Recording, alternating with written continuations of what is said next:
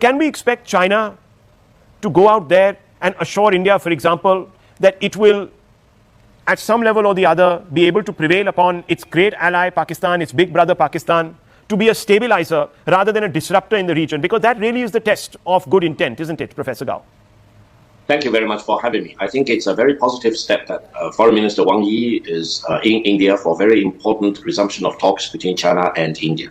I've called China and India both two superpopulations in the world, and we have tremendous amount of responsibility for the Chinese people on the one hand and for the Indian people on the other hand, and for mankind as a whole. Therefore, I strongly encourage that China and India to resolve whatever problems there are between them in peace and in negotiation, and focus on development and uplifting the people from poverty, for example, and promoting mutual benefit. Now, China also has consistently supported developing peace and stability and development on the Indian subcontinent as a whole, and try to urge all countries to refrain from dangerous acts of aggression against each other.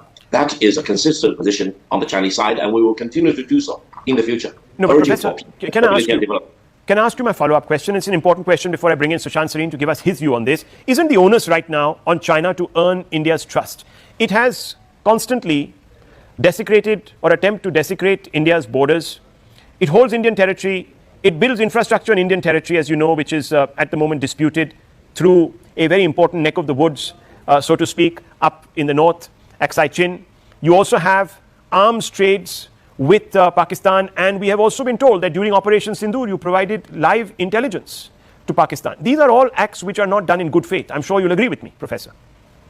First of all, I hope China and India can really reach a high level of trust. On the other hand, please allow me to emphasize that the China-Indian border should be mutually acceptable. China will never accept the McMahon Line in the eastern section of the border, drawn up by a British. And that line is highly artificial. It should never be treated by India as the border between China and India.